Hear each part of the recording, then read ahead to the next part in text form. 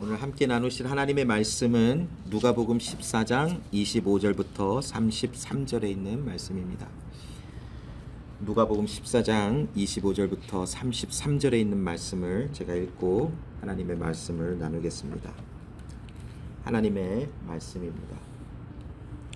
수많은 무리가 함께 갈새 예수께서 돌이키사 이르시되 무릇 내게 오는 자가 자기 부모와 처자와 형제와 자매와 더욱이 자기 목숨까지 미워하지 아니하면 능히 내 제자가 되지 못하고 누구든지 자기 십자가를 지고 나를 따르지 않는 자도 능히 내 제자가 되지 못하리라.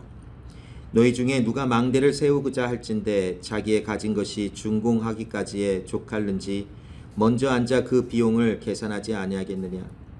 그렇게 아니하여 그 기초만 쌓고 능히 이루지 못하면 보는 자가 다 비웃어 이르되 이 사람이 공사를 시작하고 능히 이루지 못하였다 하리라. 또 어떤 임금이 다른 임금과 싸우러 갈 때에 먼저 앉아 1만 명으로서 저 2만 명을 거느리고 오는 자를 대적할 수 있을까 헤아리지 아니하겠느냐. 만일 못할 터이면 그가 아직 멀리 있을 때에 사신을 보내어 화친을 청할지니라. 이와 같이 너희 중에 누구든지 자기의 모든 소유를 버리지 아니하면 능히 내 제자가 되지 못하리라. 아멘. 자, 계속해서 우리 제자도에 대한 하나님의 말씀을 나누고 있는데요. 오늘은 예수님께서 또 많은 제자들과 또 무리들을 향하여 예수님의 제자가 되는 삶을 살아가는 사람들의 지불해야 되는 대가가 무엇인지, 비용이 무엇인지에 대한 말씀을 나눠주시는 것을 우리가 함께 묵상하며 주의 말씀을 함께 나누기를 원합니다. 자, 오늘 이 본문의 말씀에 보면 수많은 무리가 함께 갈새라고 하는 그 상황적인 배경이 나오고 있습니다. 예수님께서 이미 놀라운 기적과 또 많은 가르치심을 통해서 많은 사람들이 예수님께 관심을 갖기 시작을 했어요. 왜냐? 그 예수님과 함께 가면 많은 좋은 것을 받을 수 있다라고 하는 어떤 기대감 때문에 그래요. 또 더러는 그 예수님이 전하시는 그 복음의 메시지, 또 전하시는 하나님의 말씀에 마음이 열려 그 하나님의 말씀을 듣고자 하는 어떠한 갈망과 또 소원을 통해서 하나님께 나아가고자 하는 믿음의 반응을 보이는 사람들도 있었어요. 그러나 많은 사람들이 그곳에서 예수님이 베풀어 주신 어떤 오병이어의 기적, 또 누군가를 살리시는 기적, 병든 자를 치료하시는 어떤 기적의 그런 모습들을 보면서 본인들의 어떤 억울함과 눌려있던과 아니면 힘듦을 또한 해결하기 위하여 예수님을 따라다녔던 많은 무리의 사람들이 있었어요. 아마 그들은 병고침을 받고 기적을 베푸시는 그 예수님의 행하심을 보고 기대하며 흥분하며 많은 것을 또 마음을 설레하며 예수님을 따라다녔을 것이. 그런 사람들에게 예수님은 오늘 무엇이라 말씀하시냐면 너희가 나를 따라오려거든, 즉 나와 함께 하려거든 너희의 삶 속에 대가가 지불되어야 할 것이다 라고 하는 말씀으로 그들의 마음에 굉장한 부담감을 주셨어요. 자, 오늘 이 말씀을 통해서 우리에게 주시는 이 말씀, 너희의 삶에도 나와 함께하며 나를 따라오려거든 오늘을 살아가는 너희의 삶 속에서도 제자로서의 대가, 비용을 지불하며 나를 따라야 할 것이니라 라고 하는 도전의 말씀이 우리에게도 주어진다라고 하는 것이. 과연 우리는 이 예수님이 말씀하시는 제자에 대한 대가, 제자로서의 지불해야 되는 비용이 무엇인지, 과연 이것은 우리에게 어떻게 적용되어지는 것인지에 대한 말씀을 함께 나눠보려고 해요. 오늘 보면 이 본문의 말씀 속에서 예수님은 가족이나 자기 자신보다 주님을 더 사랑해야 된다라고 하는 비용을 내라라고 하고 계세요. 또한 너의 모든 것에 대한 대가를 계산하라라고 말씀을 하고 계시고, 또한 너의 모든 소유를 버릴 각오로 나를 따르라라고 말씀을 하고 계세요. 언뜻 들어도 이것에 대한 내용은 굉장히 부담스러워요. 덜 가졌으면 그만큼 버릴 수 있지라고 하겠지만 점점 많은 것을 가진 사람에게는 더더 부담감을 줄 수밖에 없는 그런 내용의 것이. 그런데 하나님께서 오늘 이 말씀을 통해서 우리에게 무엇을 말씀하시는지 우리 한번 잘 곱씹어 보며 우리의 삶 속에 제자로 나아가는 삶이 무엇인지에 대한 본분과 또한 온전한 모습이 무엇인지를 함께 나누며 우리가 진정한 제자로서의 삶을 살아가기를 원해요. 오늘을 살아가는 우리가 한 가지 조심해야 될 것이 하나 있는 것 같아요. 무엇이냐면 복음을 너무나 싼 은혜로 둔갑을 시켜버린 것이, 우리가 복음을 전할 때에 대부분 이렇게 말을 해요. 예수 믿으십시오. 모든 것이 다 잘 될 겁니다. 예수 믿으면 당신이 갖고 있는 문제와 아픔을 다 해결받을 수 있어요. 물론 맞아요. 그리스도 예수 안에서 우리는 모든 것이 해결함을 받고 모든 것이 복된 자로 부름을 받은 삶을 살아가는 것이 맞아요. 그러나 우리가 예수 그리스도를 믿음으로써 정작 살아가야 할 진정한 모습, 복음으로써 우리가 변화를 받고 하나님의 자녀로서 그리스도 예수와 함께 가는 제자로서 살아가며 지불해야 할 값비싼 대가와 그 값비싼 은혜를 받음으로 통하여 지불되어지는 값비싼 대가와 비용을 전혀 말하지 아니하고, 마치 복음을 너무나 값싼 복음으로 둔갑을 시켜 그냥 예수를 주로 시인만 해라, 그냥 입술을 열어 주는 나의 하나님이십니다, 나는 주 예수 그리스도를 믿습니다 라고만 고백을 해라, 그러면 너의 모든 것이 다 해결되었다라고만 말하는 이 자체가 굉장히 안타까운 현실이라는 것이, 여러분 우리가 성경을 묵상해 보면서 그리스도 예수와 함께 나아가며 예수님의 제자로서 특별히 사도 바울의 사명의 길을 우리가 살펴볼 때에 그의 삶은 평탄치가 않았어요. 정말 수도 없이 매를 맞고 많은 고난과 고통과 아픔 속에서 어려움을 겪을 수밖에 없었어요. 그에게는 단순히 예수 그리스도를 주로 시인하는 그 삶에서 멈춘 것이 아니라 그의 삶에는 값비싼 대가를 지불하도록 요구되는 수많은 삶을 거쳐왔어요. 자지 못했지요. 먹지 못했지요. 많은 날을 걸어다니며 복음을 전하러 돌아다녔지요. 바울이 여행을 좋아하는 사람이었는지 모르겠지만 저보고 그렇게 하라 그랬으면 저는 진짜 한 이틀 하다가 실신했을지도 몰라요. 밖에 나갔다 들어오면 에너지가 다 소진이 돼요. 저는. 아무튼 그 모든 정말 몇십 년은 되는 세월 속에 바울은 값비싼 대가를 계속 지불하며 돌아다녔어요. 왜냐? 그리스도 예수의 제자로서의 삶은 바로 그러한 삶이기 때문에 그래요.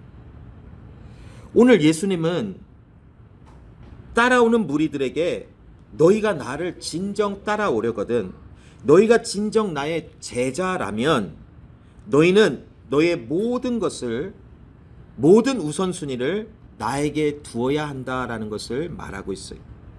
자, 우리가 여기서 오늘 읽은 이 본문은 특별히 성경에서 해석되기가 어려운 부분 중에 한 부분인 것은 사실이에요.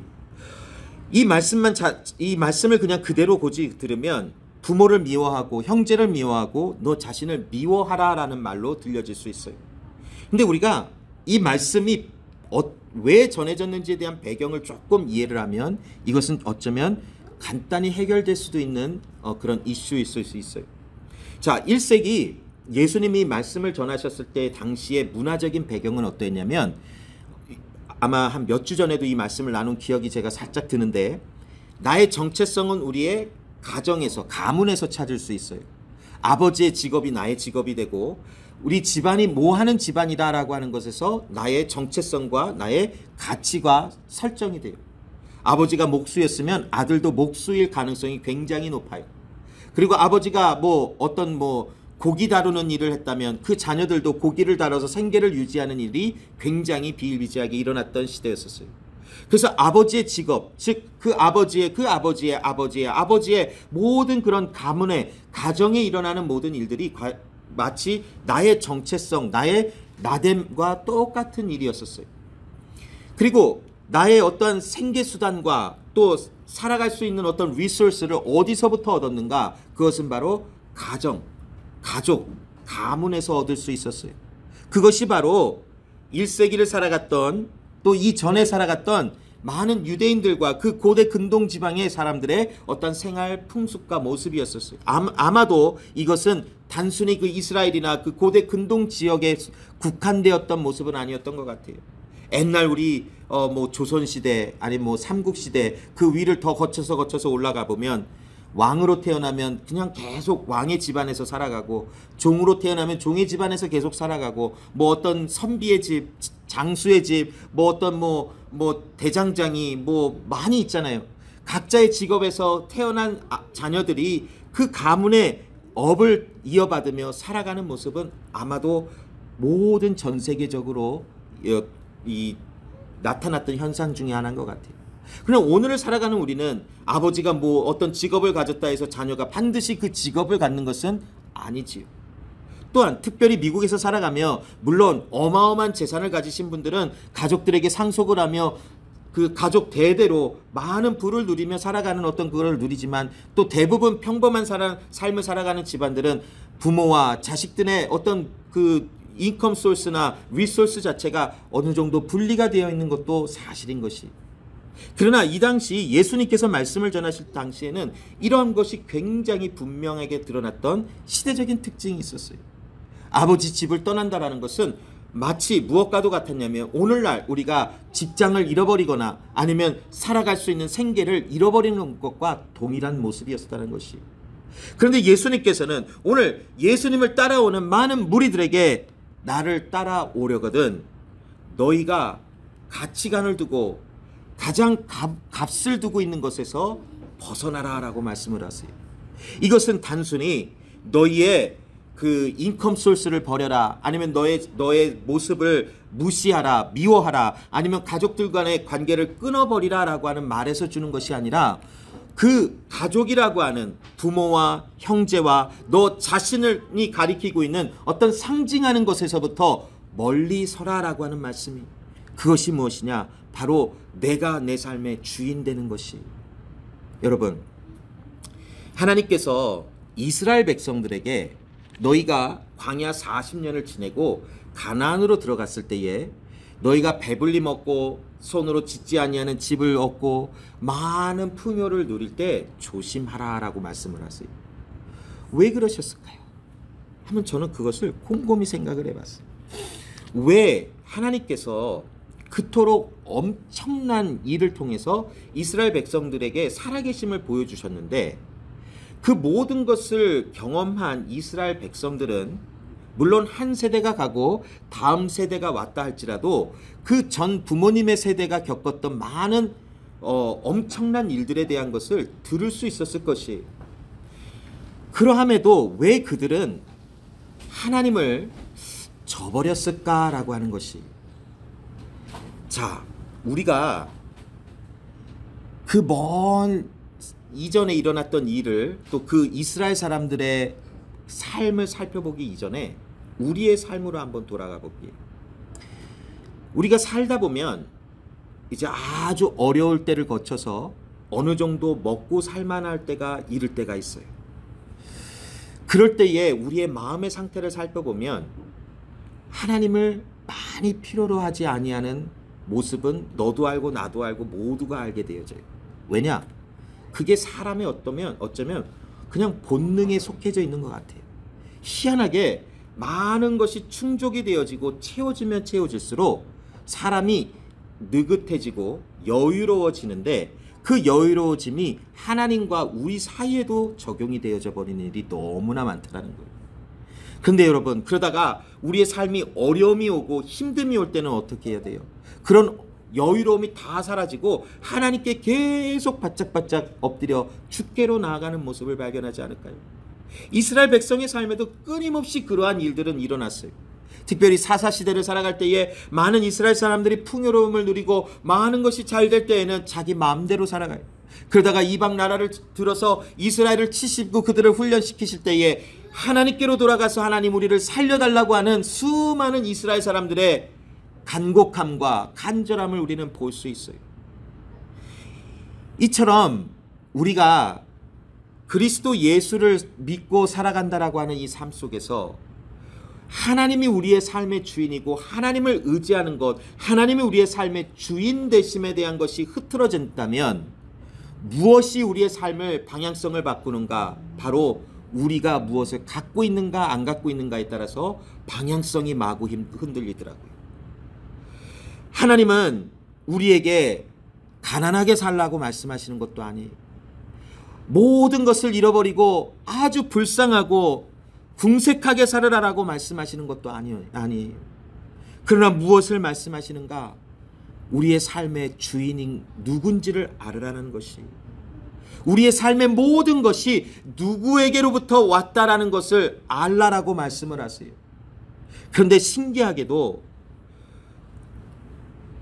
삶이 정체성이 변화하지 않은 사람들에게 너의 주인을 알라 하시지 않으시더라고요. 누구에게 너의 주인을 알라 하시는가 봤더니 하나님께서 새 생명을 주신 이들에게, 하나님께서 은혜로 그들을 구원하신 사람들에게 하나님께서 무엇을 요구하시냐면 너의 삶의 주인이 살아계신 하나님이신 것을 알라라고 해요. 엄청난 은혜인 것이, 너를 부인하고 십자가를 지고 나를 따르라 하시는 예수님의 이 명령은 그렇게 할 수 없는 사람들에게 말씀하신 것이 아니에요. 물론 우리의 자연적인 모습에는 우리를 부인하고 십자가를 지고 예수님을 위해서 살아가는 삶을 살 수 없어요. 왜냐하면 힘들면 좋은 곳으로 떠나가려고 하는 모습이 우리에게 분명히 나타날 것이고, 어려운 가운데 내가 무엇을 해볼 수 있는가를 생각하며 내가 디자인하고 내가 계획하고 내가 준비한 것을 이루며 잘 살아보겠다고 바둥바둥 하는 것이 바로 인간의 본질적인 모습이에요. 그러나 그런 사람들에게 하나님께서 너를 부인하고 십자가를 지고 나를 따르라 하신 것이 아니라 그리스도 예수의 은혜 가운데 하나님이 주신 사랑과 생명을 받은 하나님의 백성들에게 너희를 부인하고 너의 삶의 우선순위를 하나님께 두고, 즉 그리스도 예수 하나님의 그 은혜와 영광을 바라보며 너의 삶의 주인이 누구신지를 제대로 알으라라고 말씀하고 계시는 것이, 여러분, 우리가 그리스도 예수가 우리의 삶의 주관자시오 우리의 삶의 주인이라는 것을 알게 될 때에는 우리가 요동치지 않을 수밖에 없게 되어져요. 그 말은 무엇이냐면 많은 삶의 풍랑이 일어날 수도 있어요. 때로는 원하고 바란 바가 이루어지지 않을 때도 있어요. 많은 것이 또 반대로 너무나 풍족해질 때가 있을 수도 있어요. 그러나 그것에 마음이 흔들리고 그것에 의해서 내가 하나님께 가까이 가기도 하고 멀리 떨어지는 삶이 아니라, 만일 우리의 삶 속에 하나님의 말씀과 하나님의 주인 되심이 우리의 삶의 가장 우선순위에 두어졌다면 우리는 환경에 의해서 하나님과 가까이 갔다 멀리 갔다 하지 않게 된다는 것이. 그런데 참 아이러니한 것은 우리가 육신의 장막을 벗기 전까지 우리에게는 이러한 끊임없는 도전이 다가온다는 것이. 그래서 하나님은 우리에게 끊임없이 훈련을 시키시는 하나님의 디스플린이 우리에게 계속 임하게 되어져서 조금 편한가 하면 하나님의 훈련의 시간이 시작되어지며 하나님께로 가까이 가게 되는 법을 배우게 하시고, 조금 더 마음이 번뇌하며 마음이 힘듦을 경험하게 하시며 우리의 삶의 주인이 누구신지를 경험하게 하시는 하나님을 만날 수밖에 없도록 하나님은 우리의 삶을 디자인하시고 그렇게 인도하시는 하나님이시라는 것이. 오늘 예수님은 무리들에게 그러한 것을 설명하고 계세요. 너희가 내가 주는 떡을 먹으러 왔느니가, 아니면 내가 베풀어 놓은 어떤 기적과 이사를 보며 너희의 삶의 풍족함을 원하기 위하여 왔는가? 그것이 아니라 하나님께서 너희에게 주시는 새 생명, 하나님이 너희의 삶의 주인 되심을 알고 그 하나님을 따라 나가는 자들이 될지어다라고 말씀하시는 예수님의 명령이 오늘 이 본문의 말씀에 들어가져 있는 것이. 두 번째로 예수님은 따라오는 무리들에게 자기 십자가를 지라라고 말씀을 하세요. 여러분, 이 십자가를 진다라는 것은 크게 우리가 한 두 가지의 관점에서 살펴볼 수 있을 것 같아요. 그냥 단순히 이 십자가를 진다라는 것은 뭔가 어려운 일을 한다라고 하는 것에서만 끝나는 것이 아니라 나의 나됨을 부인하라라고 하시는 하나님의 또 구체적인 말씀이다라고 해석해 볼 수 있어요. 여러분, 우리는 끊임없이 나라고 하는 존재를 드러내요. 많은 무리들 가운데 누가 내 의견을 무시하면 바로 나타나는 감정은 무엇이냐면 섭섭함이에요. 또한 창피함, 또한 내가 무시함을 받았다라고 하는 것에 의해서 화가 나고 분노가 날 수밖에 없어요. 왜냐? 내가 너무 소중한 사람이기 때문에 그래요. 나에게 나를 무시했어? 내가 하는 것을 거부했어? 아니면 내가 하는 것을 신경을 안 써? 화가 나요. 왜냐? 나는 굉장히 나에게는 소중하기 때문에. 그리고 내가 하는 일이 뭔가 안 됐어. 그런데 하나님이 그것을 안 이루어 주셨어. 그러면 거기에도 화가 나요. 왜냐? 나는 소중한 사람인데 나 같은 사람에게 왜 이렇게 하실까? 라고 하는 어떤 그런 반응이 분명히 나타나요. 자, 어떤 면에서 당신은 사랑받기 위해 태어난 사람입니다 라고 하는 찬양이라고 하는 것이 조금 우리가 좀 조심을 해야 된다는 것이, 물론 하나님의 사랑을 받고 있어요. 그러나 그 찬양이라고 하는 그 내용이 우리를 자칫 잘못하면 너는 너를 사랑해야 돼 라는 것으로 잘못 메시지를 줄 수 있어요. 우리는 하나님을 사랑하는 사람이요, 하나님의 사랑을 받아 누려 하나님의 사랑받은 자들로 하나님의 사랑을 나타내는 사람들이, 잘못 이게 인지가 되면 나는 나를 사랑하는 사람이라고 하는 것에 우리가 너무 심취가 되어지면 내가 내 삶의 주인 되어서 내가 하는 모든 것을 사랑함으로 나밖에 모르는 잘못된 길로 오해가 될 수도 있다는 것이. 그런데 오늘 본문에는 너를 부인하고 십자가를 지라라고 하세요. 자, 여기 나를 부인하고 십자가를 진다라는 것은 구체적으로 무엇을 말하는가? 바로 죄성을 버리라라는 것이. 여러분, 죄의 근본을 찾아 나가면 어떤 것이 보이냐면 나라고 하는 것이 보여요. 에덴 동산에서 아담과 하와가 선악을 알게 하는 나무 열매를 먹은 그 근본적인 이유는 무엇이냐면 나도 하나님처럼 될 수 있다라고 하는 나라고 하는 자라고 하는 것이었었어요. 그래서 죄의 본질은 하나님이 아니라 내가 하나님 자리에 들어가는 것, 이것이 바로 죄의 본질이라고 우리는 설명을 해볼 수 있어요. 여기 너를 부인하고 십자가를 지라, 이것은 모든 죄에 대한 길에서 돌이켜 하나님의 뜻에 굴복하고 하나님의 뜻에 순복하여 나가게 되어지라라고 말씀하고 있는 요청의 말씀이에요. 여러분, 우리를 부인한다라고 하는 것이 얼마나 어려운 일인가 하면, 나를 부인한다라고 하는 것은 어쩌면 내가 이 세상에 존재하지 않는 것처럼 살아간다라는 것이, 나의 나됨은 그냥 철저하게 없어져 버린다라고 하는 어떤 그런 생각 속에서 우리는 끊임없이 나의 존재를 부각시키려고 하는 모습들이 너무나 많아요. 그래서 나를 소중히 여기는 모습들이 굉장히 많이 일어날 수 있어요. 그러나 하나님의 말씀은 너를 부인하고 자기 십자가를 지고 따르라 라고 하세요. 여기에서 나를 앞세우는 것의 가장 대표적인 모습을 한번 살펴보면 극단적인 이기주의적인 모습으로 살아가는 모습이지 않을까라고 생각해 볼 수 있어요. 조그만 손해도 감당하지 않으려고 그래요. 섬김을 받는 일에는 가장 앞장을 서요. 그러나 섬김을 주는 데에는 인색해요.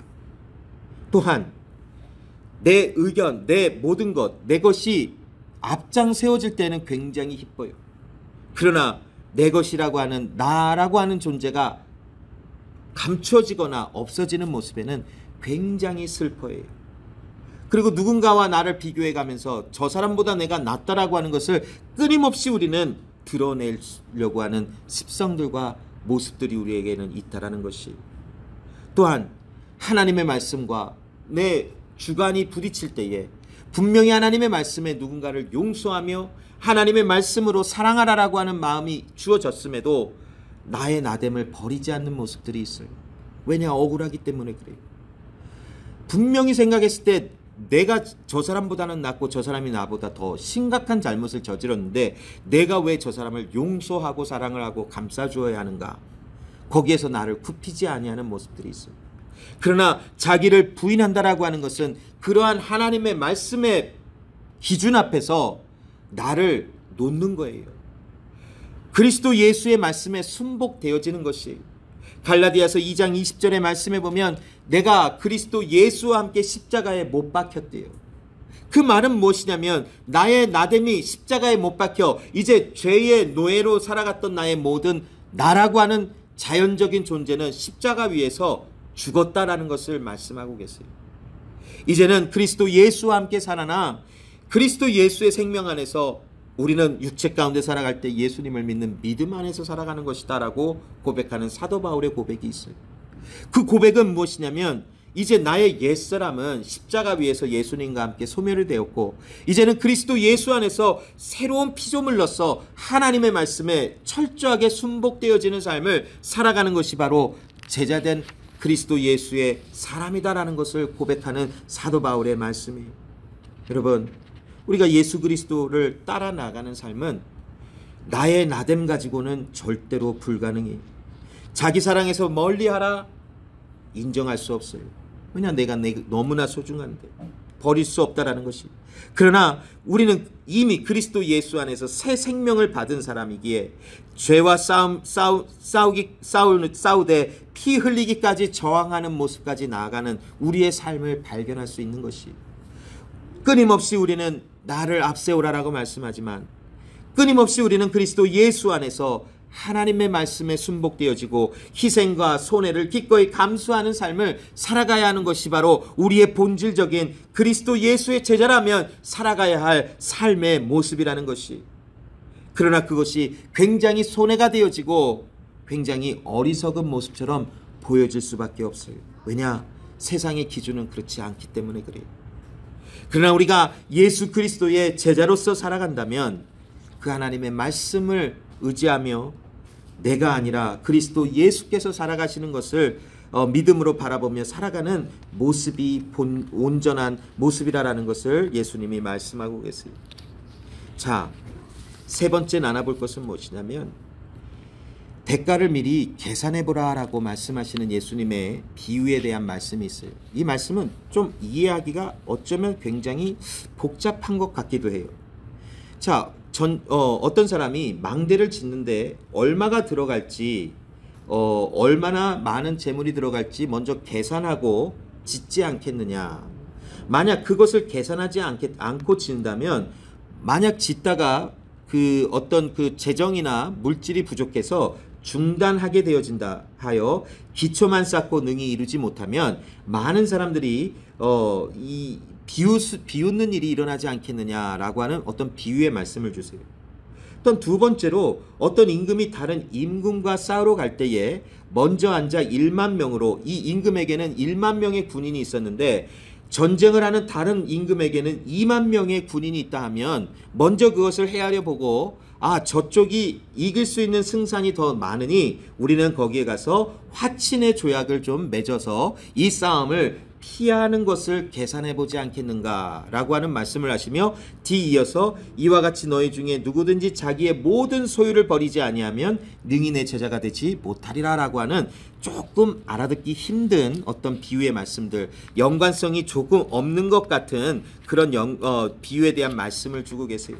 그러나 이 비유의 전체적인 내용은 무엇이냐면 결국 하나님 앞에 순복되어지는 것을 한번 잘 생각해 보라라고 하는 예수님의 비유적인 말씀을 주시는 것이 무엇인가? 자, 여기에서 임금이 2만 명의 군대를 가진 왕과 전쟁을 할 때에 그것을 헤아려 보고 먼저 준비가 되어졌는지 감당할 준비가 되어졌는지를 확인해 보고 그 자기의 부족함을 인정하며 화친을 맺어가는 모습으로 나아가는 것처럼 우리의 삶 속에 하나님의 말씀 앞에서 우리의 모든 나의 나됨이 아무런 유익이 없다라는 것을 인정을 하고 그것을 한번 헤아려 계산해 보고 하나님 앞에 모든 것을 내려놓는 삶으로 제자도의 삶을 살아가는 것이 온전한 것이다라고 하는 것을 우리에게 가르쳐주고 계시는 예수님의 어떤 비유의 말씀인 것처럼 우리가 해석을 해볼 수 있다라는 것이, 즉 우리의 마음을 지배하는 다른 주인을 버려야 된다라는 것이,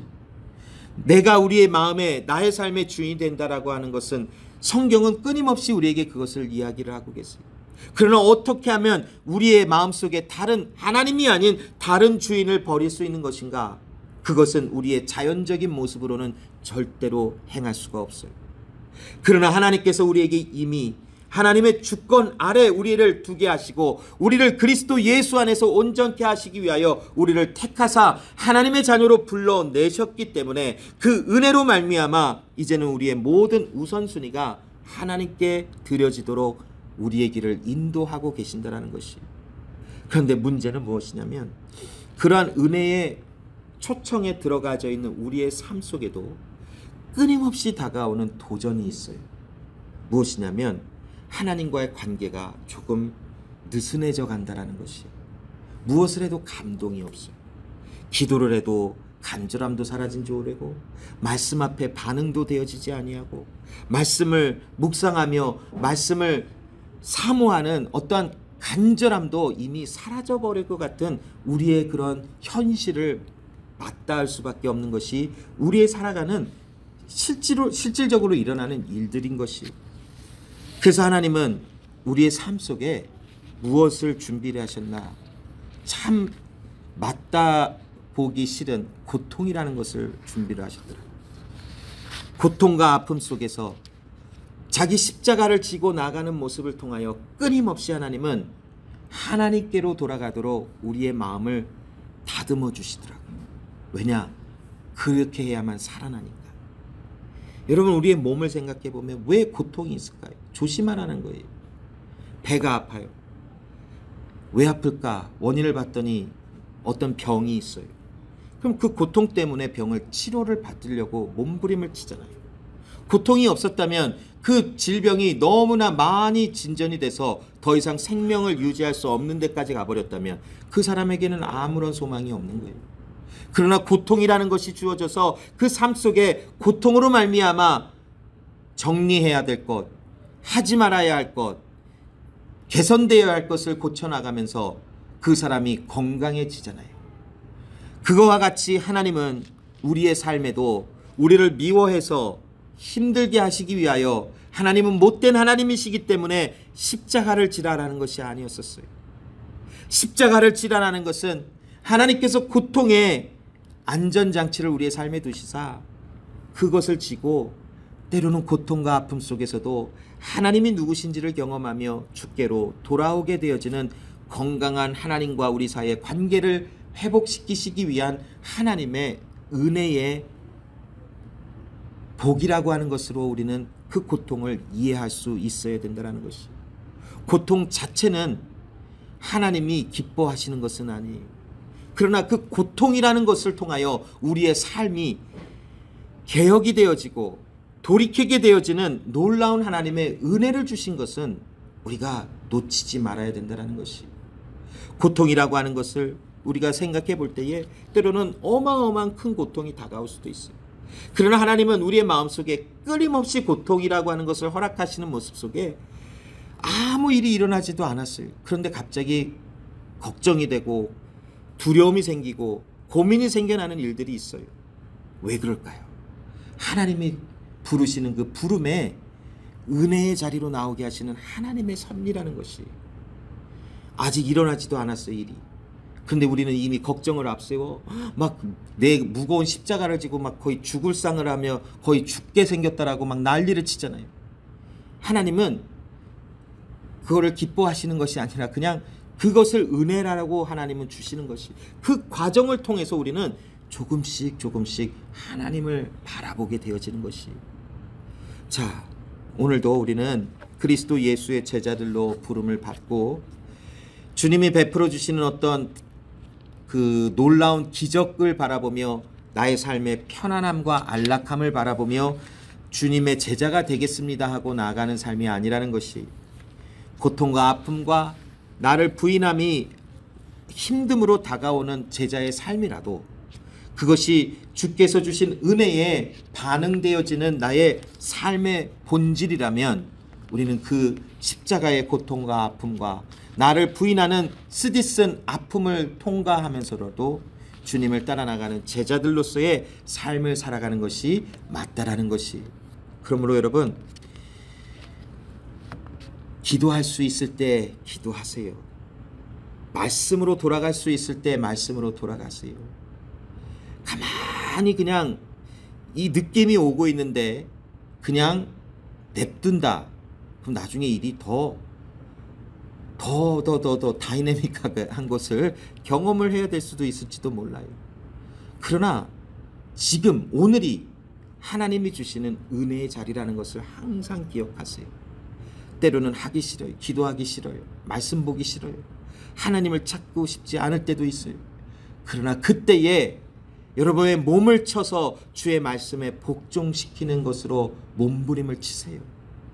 그곳에 하나님의 은혜를 경험하게 하실 것이며 그곳에서 하나님의 아름다우심을 경험하게 하시며 그곳에서 나를 더 단단하게 성숙시키시는 하나님의 은혜와 사랑을 경험할 수 있도록 하시는 것이, 그러므로 오늘도 우리의 그리스도 예수를 따라가는 제자들의 삶으로서 하나님께 더욱더 가까이 나가는 여러분 모두가 되시기를 간절히 소원합니다. 기도하겠습니다.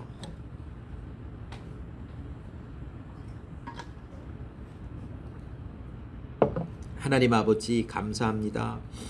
오늘도 그리스도 예수 안에서 우리가 예수님의 제자들로서 삶을 살아가게 하시는 하나님 감사합니다. 하나님, 우리의 모든 소유를 내려놓으라 하시는 이 말씀은 우리가 그리스도 예수의 은혜 밖에서는 절대로 불가능한 일인 것을 아시는 하나님, 하나님께서 우리에게 은혜로 우리가 하나님의 자녀가 되게 하시며 주님의 사랑과 은혜를 경험한 새로운 피조물로서 온전히 서게 하신 후에 그리스도 예수와 함께하는 이 제자의 길이 무엇인지를 알게 하시며, 때로는 우리가 이 제자의 길에서 벗어나 내 마음대로 살아가려고 하는 모습으로 살아가지만, 때때로 하나님께서 아픔과 고난과 힘듦을 통해서라도 우리를 주께로 돌이키게 하시는 하나님의 은혜를 주시는 것 감사합니다. 하나님, 우리의 모든 삶 속에 하나님이 나의 하나님이신 것을 인정하게 하시고 하나님만이 나의 삶의 전부인 것을 매일의 삶 속에 경험하며 고백하는 삶으로 살아갈 수 있도록 도와주시옵소서. 특별히 주님 주시는 은혜가 우리 삶 속에 충만하게 하사 마음이 단단해지고 딱딱하게 굳어지지 않도록 도와주시고, 주님 주신 은혜로 말미암아 부드러워진 마음 속에 주님을 향한 뜨거움과 주님을 향한 사랑의 고백이 날마다 고백되게 하여 주시고, 매일의 삶이 주님께서 주시는 은혜로 말미암아 하나님의 영광이 넘치는 그러한 삶이 될 수 있도록 함께하여 주시옵소서. 감사드리며 예수님의 이름으로 기도합니다. 아멘.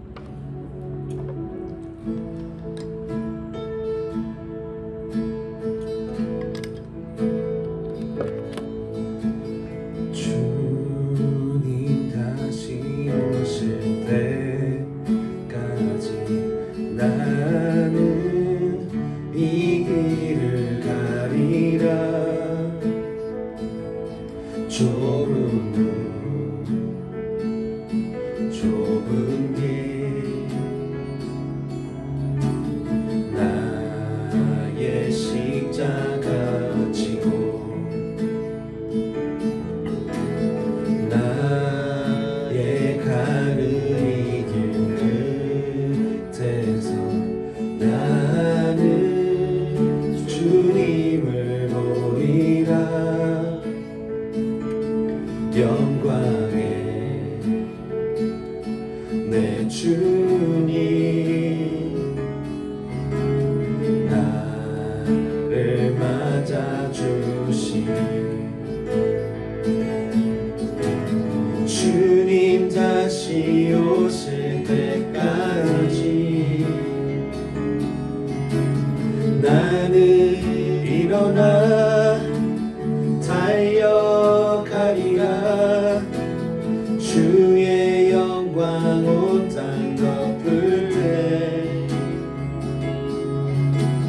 나는 일어나 노래하리.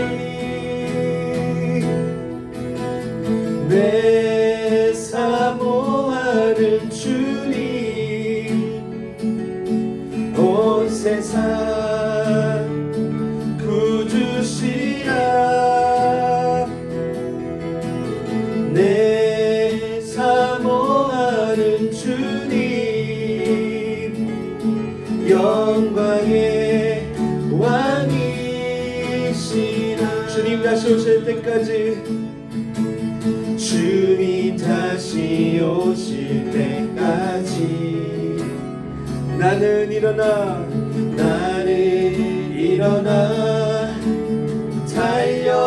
달려가리라. 주의 영광 온 땅 덮을 때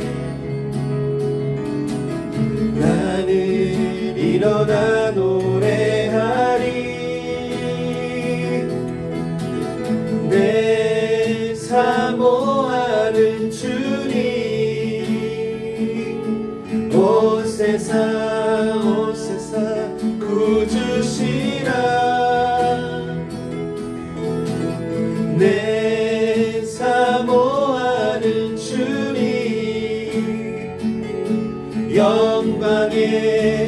왕이 드리빌레 선물 한 번 더. 내 사모하는 주님, 내 사모하는 주님, 온 세상 온 세상 온 세상 구주시리라. 내 사모하는 주님, 영광의 왕이시라. 시간 우리 말씀 생각하시며 한번 기도할 때에 하나님 우리에게 하나님의 사랑과 위로와 평강으로 함께하여 주시고, 하나님 우리의 마음을 위로와 주님의 평강과 특별히 하나님의 사랑으로 하나님 회복시키시사, 하나님 우리가 그리스도 예수의 제자된 삶으로 살아가며 우리의 마음의 소망과 기쁨과 하나님의 말씀으로 향한 하나님 간절함이 뜨겁게 넘치게 해주시라고, 지치고 힘들고 무너져 있는 우리의 삶이 그리스도 예수의 회복하심을 통하여 온전케 새로워지는 놀라운 역사가 우리의 삶에 있게 해주시라고 간절히 기도하고 마치겠습니다. 하나님 아버지 감사합니다. 오늘도 주님께서 우리에게 주시는 베풀어 주신 은혜를 사모하며 주님 앞에 나아갑니다. 인생을 살아가는 모든 삶 속에 여러 가지 우여곡절을 겪으며 하나님이 여러 가지 일들 속에서 때로는 하나님 주님을 더욱더 간절히 의지하기도 하며, 때로는 하나님이여 주님께로부터 멀리 떨어진 것 같은 하나님이여 캄캄함 속에 거하는 것 같은 삶을 살아갈 때도 있습니다. 하나님 때로는 주님을 향한 뜨거움이 식어지고 하나님이여 주님을 향한 간절함이 소멸되어지는 것 같은 아픔의 하나님이여 삶을 경험할 때도 있습니다. 하나님 이 시간 주께 간절히 간구하며 기도하오니 하나님 우리에게 주시는 그 사랑과 은혜가 우리 삶 속에 하나님이여 느껴지는 영광이 있게 하여 주시옵소서. 하나님 아버지 삶이 지치고 때로는 하나님이여 너무나 많은 삶의 일들 통하여 하나님을 향한 간절함이 식어져 버릴 때가 있음을 고백할 수밖에 없나이다. 하나님 우리는 연약한 존재입니다. 우리의 삶을 헤아려 아버지 하나님이여 주님 앞에 나아가 보았더니 하나님 제자로서의 삶을 살아가는 모습이 너무나 부족함을 볼 수밖에 없나이다. 우리의 삶에 지불되어지는 대가들을 아버지 하나님이여 아버지 하나님께 산해 보았더니 너무나 아버지 부족하고 연약한 모습들만이 보여짐을 발견할 수밖에 없나이다. 그러나 하나님이여 이 시간 주님 앞에 항복하며 나아갑니다. 연약하고 알 수 없는 우리의 삶 속에 주님의 위로와 사랑과 평강으로 함께하여 주시며 하나님 우리의 달려가는 모든 길에 하나님의 힘과 능력으로 더하게 하시는 하나님 그 주님을 바라봅니다.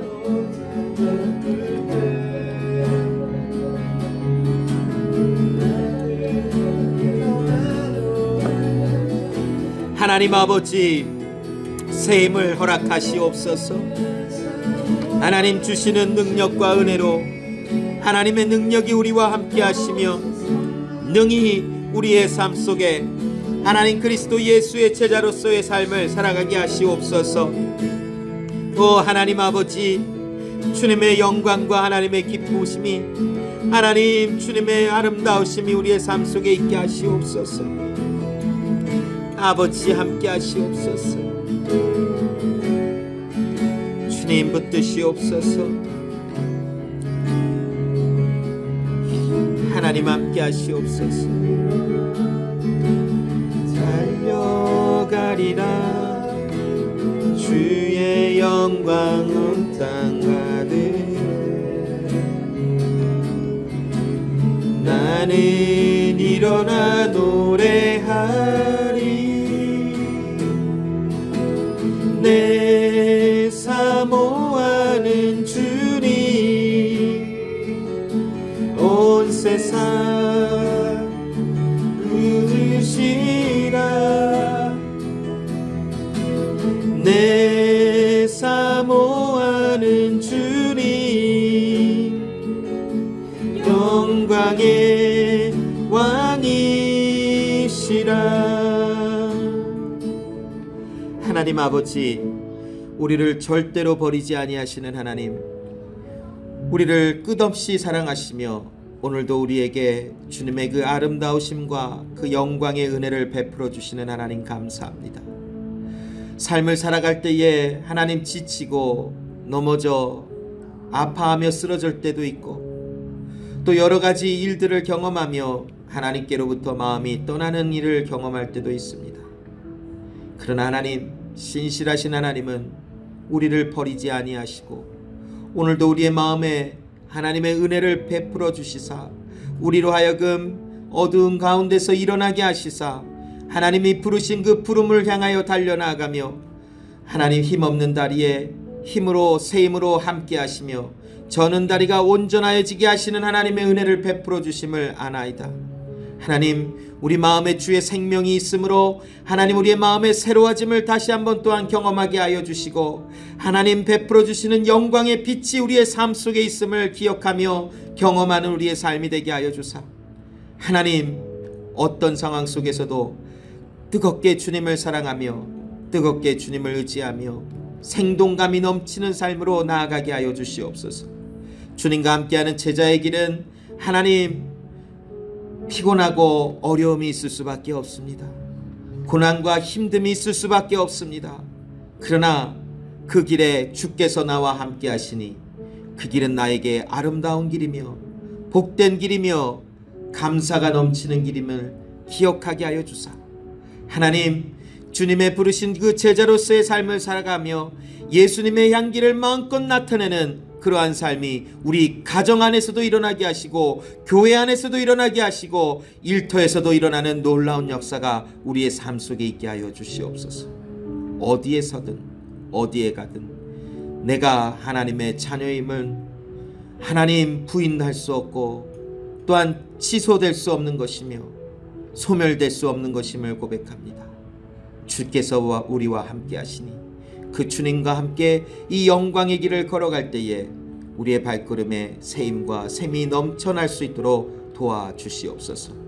또 하나님, 우리 연약한 우리 부모님들의 육체를 불쌍히 여기시고 하나님 치료하시는 하나님, 간건케 하시는 하나님, 위로와 평강이 넘치게 하여 주시고 또한 우리 가족들의 하나님 연약함들을 치료하여 주시고 가족들의 어려움과 아픔 속에 주님의 위로와 평강이 넘쳐나게 하여 주사 하나님의 사랑이 무엇인지를 경험할 수 있는 하나님 아름다움이 넘쳐날 수 있도록 도와주시옵소서. 주신 은혜 감사함으로 우리의 삶을 구별하여 하나님께 전부를 올려드립니다. 주께서 받으시는 하나님의 사람들의 삶을 통하여 하나님의 아름다우신가 주의 사랑과 은혜가 전달되어지는 놀라운 삶의 손길들이 될 수 있도록 하나님 도와주시옵소서. 감사드리며 예수님의 이름으로 기도합니다. 아멘.